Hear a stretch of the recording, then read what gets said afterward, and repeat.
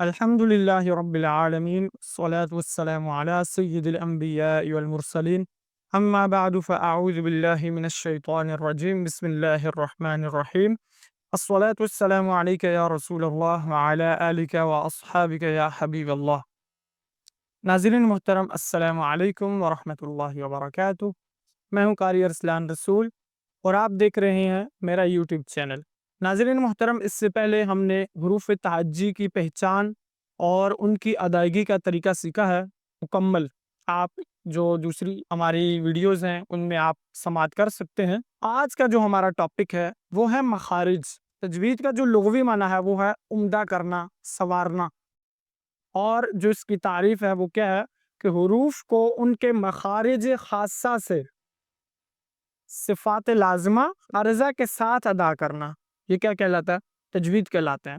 تو آج ہم مخارج پر بات کریں گے، کیونکہ اگر آپ کو مخارج یا صفات کا نہیں پتہ ہوگا تو آپ کبھی بھی حروف کی جو پروننسیشن ہے، جو ادائیگی ہے، وہ آپ کبھی بھی صحیح طرح سے نہیں کر پائیں گے. تو سب سے پہلے آپ ناظرین محترم جان لیں مخرج کا جو لغوی معنی ہے وہ کیا ہے. مخرج کا لغوی معنی ہے نکلنے کی جگہ، یعنی جہاں سے حروف ادا ہوتے ہیں. ٹوٹل جو مخارج کی تعداد وہ ہے 17.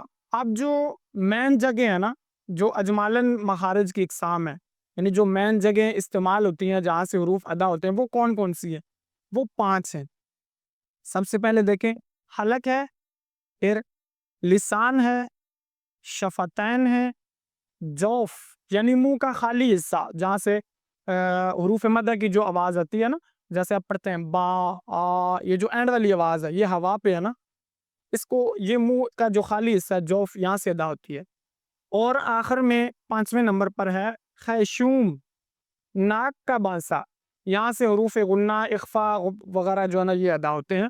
تو ہم شروع کرتے ہیں حروف حلقیہ سے. میں انشاءاللہ کچھ کلپس میں یہ پورا جو مخارج کا بیان ہے وہ اس کو بیان کروں گا تاکہ آپ آسانی سے یاد کر سکیں. تو ابھی اس ایپیسوڈ میں ہم حروف حلقیہ پر بات کرتے ہیں. حروف حلقیہ 6 ہیں. حروف حلقیہ کون سے ہوتے ہیں؟ جو حلق سے ادا ہوتے ہیں. حلق سے ادا ہوتے ہیں اس لیے ان کو حروف حلقیہ کہتے ہیں.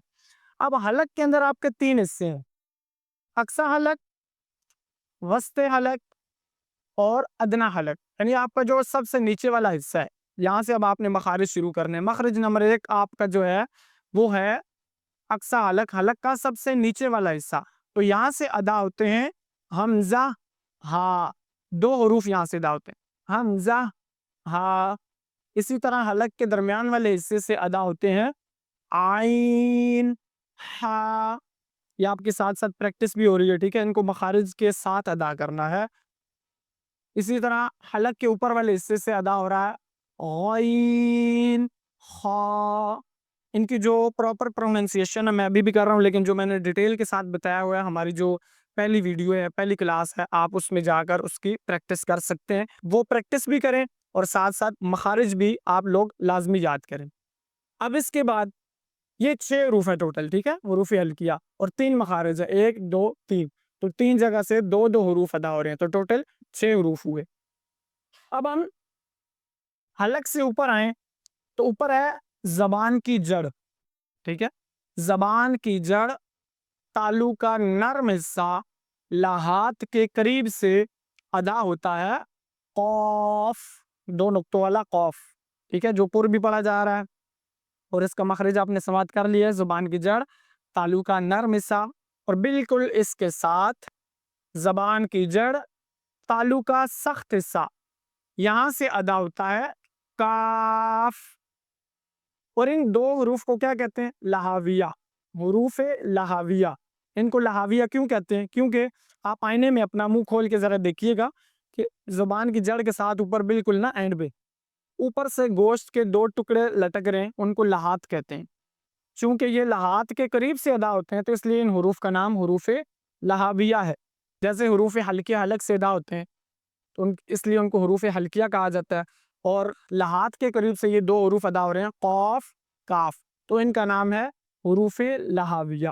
تو آج کی اس ایپیسوڈ میں ہم نے حروف حلقیہ اور حروف لہاویہ، ان کی جو وجہ تسمیہ ہے، ان کو لہاویہ اور حلقیہ کیوں کہا جاتا ہے، یہ ہم نے پڑھا ہے اور ساتھ ہم نے حروف یاد کیے ہیں. تو آپ نے یہ حروف بھی یاد کرنے ہیں، آپ کو نام سے یاد ہونے چاہیے. حروف حلقیہ کون سے ہیں، حروف لاہویہ کون سے ہیں، اور ان کا مخرج کیا ہے. ہر ایک کا الگ الگ سے جو مخرج ہے، 3 اور 2، میں نے 5 مخارج اس ایپیسوڈ میں بیان کیے ہیں.